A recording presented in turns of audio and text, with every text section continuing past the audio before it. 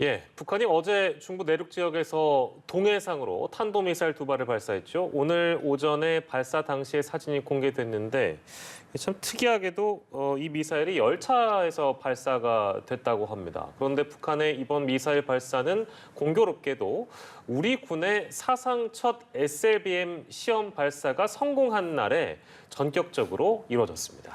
북한의 노림수를 두고 다양한 해석들이 나오고 있는데 좀 더 깊이 들어가 보겠습니다. 정한범 국방대 안보정책학과 교수와 함께합니다. 어서 오십시오. 네, 안녕하십니까? 네, 어제 북한의 탄도미사일 사진을 보면요. 열차에서 발사가 됐습니다. 북한이 이게 철도 기동 미사일 연대의 훈련이라고 밝혔는데요. 열차에서 미사일을 쏘는 철도 기동 미사일 연대, 이게 어떤 건가요?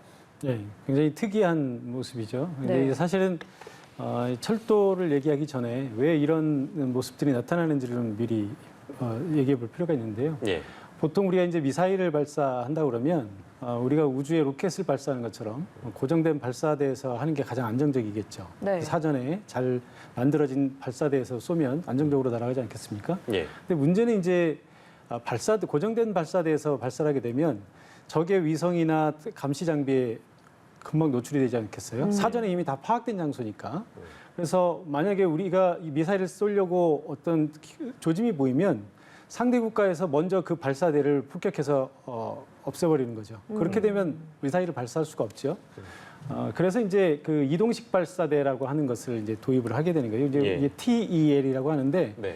이게 보통 이제 차량을 가지고 굉장히 큰 트럭 같이 생겼어요. 거기 이제 미사일을 싣고 가가지고 어느 장소에서 갑자기 이 발사대를 올린 다음에 이제 쏘는 거죠. 그러면 아무래도 다른 나라에서 어디에서 쏠지를 모르기 때문에 이게 탐지하기 굉장히 어렵지 않겠습니까? 네. 그래서 이제 보통은 지금까지는 이제 그 트럭을 이용한 이런 발사대, 이동식 발사대에 우리가 이제 초점을 두고 감시를 했었는데 예. 아마 이번에 이제 그 북한이 뭔가 좀 또 다른 독특한 다른 뭔가를 만들어 보겠다는 의도에서 아마 그 열차를 이용한 네.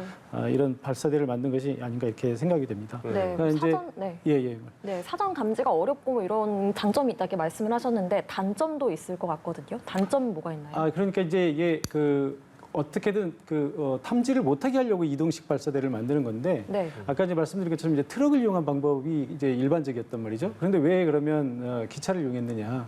이건 이제 두 가지 측면에서 분석을 해볼 수 있어요. 하나는 북한이 굉장히 도로 사정이나 이런 것들이 좋지 않기 때문에 기존에 북한에 놓여 있는 교통시설은 이제 그래도 열차가 제일 잘 깔려 있는 편입니다. 그러니까 이제 북한 내부 사정으로 보면 열차를 이용한 것도 하나의 새로운 획기적인 방법이 되겠다라고 이제 본인들 자신들의 이제 판단일 거고요. 예. 또 북한의 지형상 이 열차가 대부분 산악 지역을 지나다닙니다. 그러니까 이 철길이 산악 지역에 있고 또 산악 지역에는 특히 또 터널이 많죠. 그러니까 이 열차가 터널 속에 숨어 있다가 이제 발사 시간이 되면 터널 밖으로 나오는 거죠. 예. 그러면 탐지하기가 굉장히 어렵겠죠. 그럼 네. 이제 바로 기습 공격을 할 수 있다는 이제 그런 장점을 가지고 있는 것 같은데 예. 문제는 뭐냐면 보셨지만 우리나라나 이런 선진국에서 열차를 이용한 발사대 본 적이 없잖아요. 좋으면 왜 안 하겠습니까? 이제 결국 이제 철길이라고 하는 것의 문제는 뭐냐면 기존에 놓여진 철로 이외에는 새로운 길이 없다는 거죠. 그러니까 만약에 어떤 전쟁 상태나 이런 상황이 되면 철도는 바로 폭격이 가능하지 않습니까? 사전에 다 알고 있기 때문에. 네. 그러니까 만약에 지금 이제 북한이 저런 무기를 갖고 있다는 걸 알고 있기 때문에 만약에 누군가가 북한하고 전쟁을 하게 되면 철로를 다 이제 폭파시키지 않겠어요? 그렇게 되면 뭐 저건 사실상 무용지물이라고 봐야 되는 거죠. 네. 그렇군요. 그러니까 이제 이런 경우가 또 처음 공개되는 거이기도 하고 이 시기적으로 보면 저희가 이제 처음에 소개해드릴 때 어제 이제 우리 SLBM 잠수함 발사에 성공한 국가가 되는 첫날이기도 했는데 왜 또 같은 날에 이런 걸 공개를 했을까? 이제 이런 것도 좀 의문점이 들지 않겠습니까? 그 어떤 의도라고 해야 될까요? 뭐라고 봐야 될까요? 그럼요. 아마 그런 노림수가 전혀 없다고 할 수는 없을 겁니다.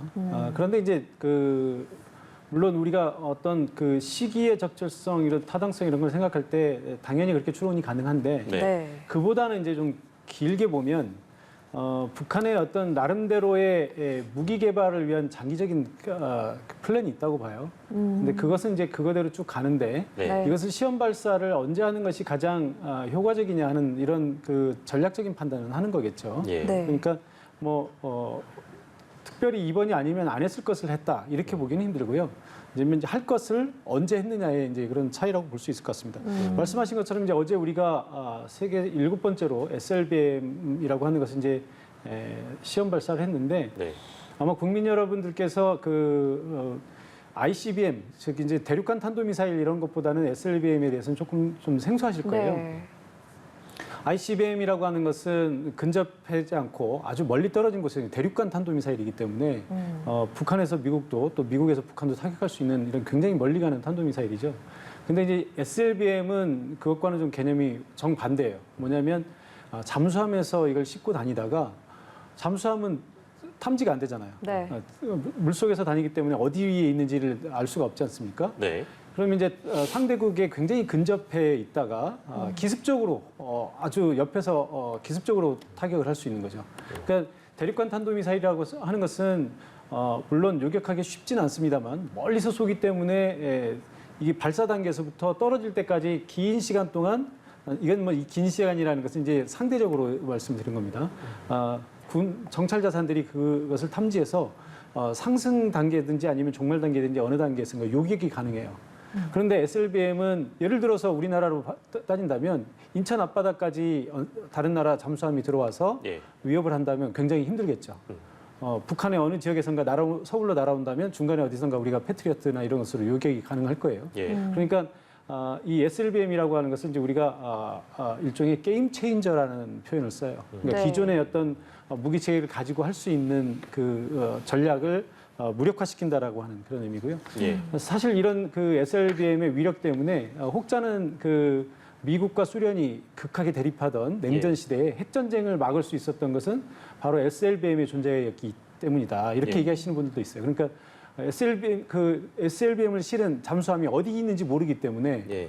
자기 나라 가까이 잠수함이 와 있을 거거든요.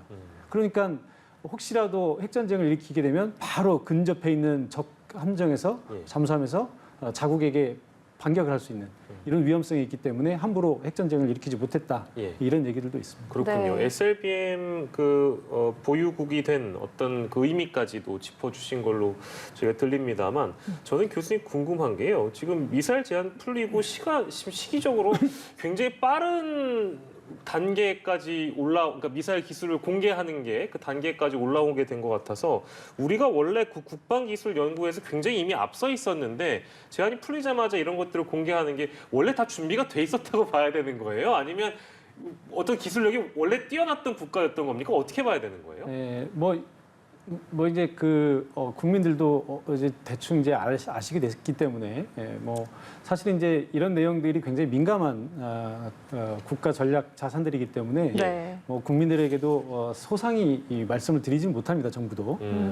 그런데 이제 최근에 여러 가지 지난번 5월에 한미 정상회담을 계기로 해서 한미 미사일 지침이 이제 폐기가 네. 됐고요. 그래서 우리가 이런 발사 기술을 우리가 가진 기술을 능력껏 마음껏 사용할 수 있는 그런 이제 주권을 회복을 한 거죠. 예. 근데 이제 특히 거기서 제일 중요했던 내용 중에 하나가 뭐냐면 고체 연료를 우리가 군사용으로 사용할 수 있다는 거였어요. 네. 그 전에는 이제 물론 민수용으로는 쓸 수 있었는데 군사용으로는 사용이 금지돼 있었거든요. 그럼 이제 이런 것들이 사실 이제 전략 자산을 활용하는 데 굉장히 중요한데.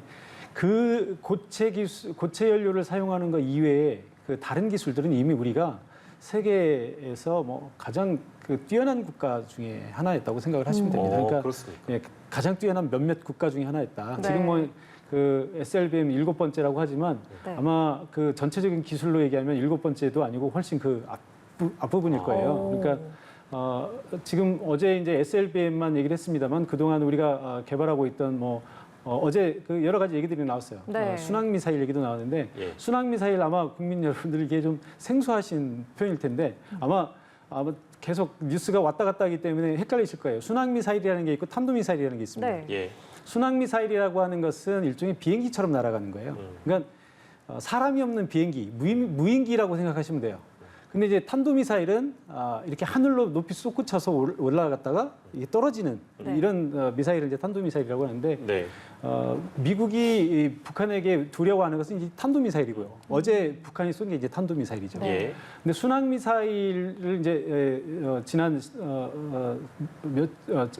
이번 주 10일, 11일인가요? 네네. 북한이 이제 연달아 쏴서 그것도 논란이 됐었는데 사실 네. 순항미사일은 그렇게 위협적인 것은 아닙니다. 그러니까 순항미사일이라고 하는 것은 군사시설을 정교하게 타격하는 것이 이제 주 임무고요. 예. 탄도미사일은 대량 살상이 주 임무라고 보시면 돼요. 그러니까 순항미사일은 어느 나라나 다 개발을 하는 거고요. 그래서 북한이 이런 순항미사일을 개발을 해도 우리 정부가 일일이 대응하지 않았던 거고요. 네. 그러면 예. 우리나라가 우리 군이 발표한 초음속 순항 미사일 그리고 지난 주말에 북한이 이제 쏘아 올린 신형 장거리 순항 미사일 이게 차이가 어떻게 있는 건가요? 엄청나죠. 예, 북한이 쏜 그 순항미사일은 네. 거의 여객기보다 조금 빠른 수준이다 이렇게 생각하시면 돼요. 그런데 우리 순항미사일은 뭐 정확히 말씀드릴 수는 없습니다만 예. 초음속의 몇 배. 그러니까 북한의 순항미사일하고 우리 순항미사일은 속도에서 비교가 되질 않아요. 그렇군요. 예, 그러니까 뭐 북한은 일종의 체면 치레 정도 한 거고요. 네. 그다음에 이제 우리가 가지고 있는 탄도탄 같은 경우는 그 탄두라고 그러거든요. 이 미사일의 이 머리 부분에 있는 이 탄도가 제일 중요한 건데 우리가 뭐 핵미사일 하잖아요. 핵미사일이라고 할 때 그 이 탄두에다가 핵 기폭장치를 여기다 싣는 거거든요. 그러니까 이것이 얼마나 무거운 것을 실을 수 있느냐가 제일 중요해요. 근데 우리는 핵은 없지만 예. 핵에 버금가는 그러니까 2톤, 3톤 정도의 기술을 지금 우리가 갖고 있거든요. 2톤, 3톤 정도를 실 수 있다는 얘기는 뭐냐면 보통 핵탄두가 2톤 정도부터 시작을 해요. 네. 그래서 미국 같은 경우는 뭐 500kg 이하로 내려갔지만 북한 같은 경우는 1톤 밑으로 내려가기 힘듭니다. 그러니까 우리는 이미 2톤, 3톤을 실 수 있다는 것은 웬만한 기술력으로도 핵탄두 다 실을 수 있다는 얘기고요. 네. 핵탄두가 아닌 일반 폭탄 가지고도 전술 핵만큼의 위력을 낼 수 있는 이 핵탄두가 크면 그런 위력이 나옵니다. 그러니까 예, 예. 북한하고 우리하고 미사일 기술은 상당한 격차가 있다고 보시면 되겠습니다. 이게 뭐 이제 공개가 네. 좀 늦게 돼서 그렇지 뭐 전 세계적으로 국방 기술이 뛰어난 선진국들과 비교해도 뒤지지 않는 실력을 우리가 갖고 있었던 것인데 이제 좀 뒤늦게나마 공개가 돼서 아무튼 뭐 뭐랄까요 국방력에 대한 자신감을 보여주는 하루이기도 했던 것 같습니다. 그렇습니다. 네. 관계를 저희가 좀 짚어볼게요. 이제 어떤 미사일에 대한 뭐 어떤 전력의 차이점, 미사일에 대한 성격을 저희가 좀 알아봤는데 지금 김여정 부부장이 문재인 대통령의 발언을 비난을 하면서 남북 관계가 파괴될 수 있다라는 그 성명을 내놨는데 거기 보면 저희가 예전에 짚어봤었는데 보통 남측 우리 대통령을 남조선 당국자 이렇게 부르다가 이번엔 콕 집어서 지명을 했어요. 문재인 대통령이라는 표현을 했습니다. 이건 어떻게 봐야 되고 또 향후의 남북 관계 괜찮을까 이런 생각도 좀 드는데 어떤 말씀 주시겠습니까? 일단 배경은 그런 것 같습니다. 보통 이제 남북 간의 어떤 그 언쟁이 오갈 때 뭐 북한도 지금 보면 이제 김여정 명의로 나오지 않습니까? 예. 세게 나올 때는 김여정, 그다음에 이제 조금 덜 할 때는 뭐 김영철이나 아주 덜 할 때는 이제 뭐 외무성 국장 정도가 이렇게 논평을 하고 그러는데 네. 이제 그 보통 대남 비방 논평 같은 경우는 김여정 수준이 이제 가장 높은 수준으로 나오고 있죠. 그래서 많은 사람들이 뭐 저도 마찬가지입니다만 최근 그 하노이 이후로 북한의 어떤 태도 변화를 보면 역할 분담이 있는 것 같다. 강경한 메시지는 김여정이 내고 또 관계 개선이나 이런 것이 나올 때는 김정은 명의로 나오는 이런 패턴을 보이고 있는 거죠. 네. 최근에 그 통신선 연결할 때도 김정은의 직접적인 행동이 보였고요. 마찬가지로 이제 우리도 북한의 어떤 군사 도발이나 이런 행위에 대해서 논평을 할 때 대부분 이제 NSC를 통해서 이제 논평이 나갔는데 이번에는 이제 대통령이 직접 미사일 발사 현장을 참관하는 도중에 얘기가 나왔고 네. 그 도발이라고 하는 북한의 도발이라고 하는 표현을 썼어요. 네. 그러니까 이 부분에 대해서 이제 북한이 그 시비를 거는 것 같은데 두 가지가 있는 것 같습니다. 하나는 북한의 어떤 그 태도를 보면 과거 김정일 때부터 보면 김대중 대통령과의 어떤 인연, 정주영 전 회장과의 인연, 또 노무현 대통령과의 인연 이런 것들을 굉장히 중시해요. 그러니까 남북 관계가 악화되더라도 최고 지도자가 맺어놓은 관계들에 대해서는 굉장히 존중하고 그것을 상대방을 예우하는 이런 모습을 보였단 말이죠. 남북 네. 관계가 굉장히 악화되어 있는 상황에서도. 김정은 위원장도 보면은 어찌 됐든 우리 문재인 대통령과 정상회담을 3번 했기 때문에 최고 지도자 간의 어떤 우호적인 어떤 관계 이런 것들은 훼손시키지 않겠다라고 하는 그런 의지가 있어 보여요. 예. 그런데 이번에 이제 북한은 그래서 김정은 위원장이 직접적으로 남한에 대한 비판 이런 걸 하지 않았는데 문재인 대통령이 직접 했다라고 하는 것에 대한 어떤 서운함. 그래서 우리는 그렇게 하지 않는데 이런 식으로 하면 이제 김정은 위원장과 문재인 대통령의 관계도 이제는 파탄이 날 수밖에 없다. 예. 그런 메시지를 하나 던진 것 같고요. 예. 네. 또 하나는 문재인 대통령의 이 발언을 계기로 해서 자신들의 미사일 개발을 좀 합리화하고자 하는 그런 의도가 보이는데 예. 이 발언문을 보면 네. 이런 표현이 나옵니다. 북한이 이제 이번 이제 8차 당대회에서 채택된 걸 얘기하는데요.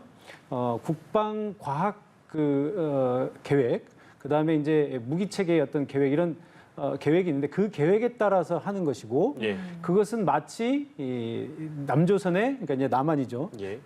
남한의 국방 중기 계획에 의해서 미사일을 개발하는 것과 똑같은 이치다라고 얘기를 해요. 그러니까 SLBM을 발사 시험하는 그날 예. 너희들은 국방 중기 계획에 의해서 자유적인 국방 행동을 하는 거 아니냐?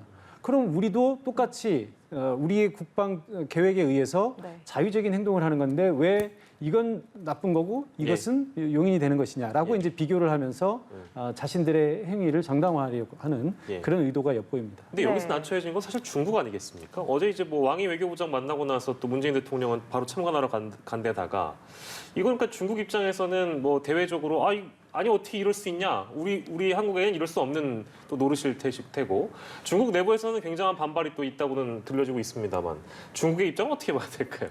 중국 입장은 그렇죠. 뭐 조금 어찌 됐든 난처한 상황은 당연히 난처한 상황이 될 수밖에 없죠. 왜냐하면 북한이 시끄럽게 할 때마다 중국이 계속 난처합니다. 왜냐하면 미국이 이 동아시아에서 특히 어떤 전략 자산이나 이런 것들을 전개할 때 매번 그 명분이 북한이거든요. 예. 북한을 명분으로 해서 미국의 어떤 군사 행동이나 이런 것들이 이루어지기 때문에 중국이 여기에 대해서 이제 항의를 해도 이게 이제 잘 먹히지 않는 그런 경우들이 있고요. 그래서 중국은 어쨌든 동아시아의 안정을 바라요. 중국이 어떤 1대1로라든지 예. 이런 그 동아시아 전략 속에서 안정적인 환경이 이루어져야만 자신들이 뭔가 행동을 해도 크게 국제적으로 문제가 되지 않기 때문에요. 네. 그런데 이제 한국에 와 있는 순간에 우리도 SLBM을 시험을 하고 북한도 탄도미사일을 발사하고 그랬기 때문에 예. 한국에 또 좋은 얘기하러 왔을 텐데 그렇죠. 여기 와서 좋은 얘기하러 와가지고 나쁜 얘기하기도 애매하고 예. 또 그렇다고 해서 또 자신들의 동맹인 북한을 또 비난하기도 뭐하고 예. 그러니까 애매한 표현으로 뭐 안정 뭐 이런 표현을 쓰면서 얼버무린 것 같습니다. 네, 알겠습니다. 앞서 말씀하신 것처럼 북한이 지난 주말에 발사한 순항미사일에 대해서는 뭐 별다른 제재가 없었지만 어제 열차에서 발사한 탄도미사일은 유엔 안보리 결의를 위반한 거죠. 미국 국무부의 반응도 나왔습니다. 미사일 발사를 규탄하면서도 외교적 접근법이 유효하다고 강조했는데요. 이게 대화로 풀겠다, 대화하자 이런 의도로 봐야 할까요? 이게 이제 우리가 요번에 이제 올림픽 할 때 보면 배구 할 때 참 재밌지 않았습니까? 예. 우리 뭐 김연경 선수나 이렇게 스파이크를 넣을 때 애매할 때가 있어요. 예. 네. 어떨 때가 애매하냐면 배구공이 딱 라인 위에 탁 떨어졌을 때 네. 아주 빠른 속도로 지나가기 때문에 이게 인인지 아웃인지가 참 분간하기 어렵지 않습니까? 예. 근데 그 라인이 굉장히 이제 섬세하게 판정이 돼야 되는 건데 그 라인과 같은 것이 이제 일종의 북한의 단거리 탄도미사일이라고 보시면 될 것 같아요. 그러니까 북한의 탄도미사일을 유엔 안보리로 이제 규제를 하고 있죠. 네. 그러니까 그냥 탄도미사일 기술을 사용하면 무조건 안 되도록 돼 있어요. 그러니까 탄도미사일 기술을 사용하면 이게 ICBM처럼 대륙간 탄도미사일, 그러니까 아주 먼 15,000km를 날아가는 것이든 네. 아니면 중거리 미사일이든 단거리 미사일이든 간에 탄도미사일은 일단 다 금지를 시켜놨습니다. 네. 네. 그러니까 이제 앞서 말씀드린 것처럼 순항미사일은 여기에 해당이 되지 않거든요. 그래서 예. 우리도 거기에 논평을 내지 않는 거고요. 그런데 이제 문제는 뭐냐면 이게 탄도미사일이라고 해놨지만 취지가 뭐냐는 거죠. 취지가. 이 취지는 결국은 북한이 미국 본토의 미사일을 날릴 수 없게 하는 것이 근본적인 취지예요. 그러니까 사실상 물론 이게 이제 단거리 탄도미사일의 기술을 잘 발전시키면 중거리, 장거리로 갈 수 있기 때문에 단거리조차도 안 하는 게 좋겠죠, 미국 입장에서는. 그러나 근본적으로 단거리 탄도미사일 가지고는 미국을 위협할 수가 없어요. 장거리만 아니면 되는 거거든요. 그러니까 미국 입장에서는 단거리까지는 저긴 싫지만 그냥 용인해주는 수준이에요. 근데 이제 이것이 어떤 규칙이 있는 것이 아니고 지난번 트럼프 대통령 재임 시절에 그것을 그렇게 용인해주기 시작하면서 예. 이게 이제 불문율처럼 돼버린 거예요, 북한과 네. 미국 사이에. 그러니까 미국 입장에서는 그 허용할 수 있는 마지노선이고 북한 입장에서는 국제사회가 그어놓은 규제를 자존심상 그걸 다 지키면 너무 자존심이 상하잖아요. 그래서 한번 살짝 넘어볼 수 있는 그 선이 이제 단거리 탄도미사일입니다. 그러니까 미국 입장에서는 원칙적으로는 안 된다라고 메시지는 하는 거예요. 이번에도 보면 미 국무부가 얘기를 한 게 아니라 여기 우리 연합뉴스가 아마 서면 질의를 했는데 서면 질의에 대한 답으로 아마 규탄한다는 표현을 썼던 걸로 제가 알고 네. 있고요. 그다음에 이제 그러면서 미국 국무부의 논평은 대화로 문제를 해결하겠다라는 쪽에 이제 방점이 많이 찍혀 있는 거죠. 그러니까 원칙적으로는 너희들 위반했다. 그러나 속마음으로는 크게 신경 쓰지 않을 테니 대화로 풀자. 뭐 이렇게 이제 미국의 근본 입장이라고 보시면 될 것 같습니다. 네. 표면적으로는 이제 미사일 발사를 규탄하나 대화의 문은 열려 있다 정도로. 여기 단거리 탄도미사일까지는 예. 크게 문제 삼지 않겠다. 이거죠. 알겠습니다. 네. 자, 마지막으로요. 남북한이 지금 유엔에 동시 가입한 지 이제 30주년이 됐습니다. 문재인 대통령이 유엔 총회 그리고 이제 한미 유해 상호 인수식 참석차 오는 19일부터 3박 5일간의 일정으로 미국을 방문하게 되는데요. 이 방문에 대한 의미 짧게 짚고 저희 마무리하도록 하겠습니다. 어떤 의미를 주시겠습니까? 예, 우리가 이제는 남북 모두가 유엔 회원국이기 때문에 이게 마치 당연한 것처럼 생각하지만 사실 30년 전까지는 우리는 유엔 회원국이 아니었거든요. 예. 네. 심지어 유엔 회원국도 아니었는데 유엔 회원국이 될 수 있었던 것은 그 당시에 이제 뭐 탈냉전의 흐름 속에서 남북이 동시에 유엔을 가입하자고 하는 합의가 있어서 됐거든요. 굉장히 획기적인 사건입니다. 우리 이 한반도에서도 그렇고 이 동아시아 전체로 봐서도. 그런데 사실 이 30주년이라고 하면 정말 의미 있는 그런 타이밍인데요. 예. 사실 남북 관계만 좋았다면 지금쯤 북한의 김정은 위원장도 마찬가지로 똑같이 30주년이기 때문에 예. 남북 정상이 이 유엔 총회에 나란히 참석을 해서 이 30주년을 기념을 했으면 아마 얼마나 좋았겠습니까? 아마 그림이 굉장히 좋은 역사적인 시간이 됐을 텐데 지금 이제 그렇게 하진 못하죠. 그럼에도 불구하고 문재인 대통령이 굳이 가겠다고 하는 것은 남북 관계가 충분히 좋아지지 않았지만 그래도 이 유엔 가입 30주년이라고 하는 것은 우리 한국 자체도 중요한 이정표고요. 예. 또 남북 사이에도 굉장히 중요한 이정표이기 때문에 꼭 역사적인 어떤 그 획을 거기 가서 그어놓고 오겠다 이런 의지로 보이고요. 이것이 이제 남북 관계 개선에 대한 한국 정부의 의지를 다른 모든 나라들에게 여전히 확고하다라고 하는 그 의지를 강하게 표명하기 위한 어떤 그런 제스처가 아닌가 이렇게 생각이 듭니다. 네. 네. 문재인 대통령의 발걸음까지 그 의미 저희가 알아봤고요. 오늘 정한범 국방대 안보정책학과 교수와 이 시각 함께했습니다. 고생하셨습니다. 고맙습니다. 수고하셨습니다.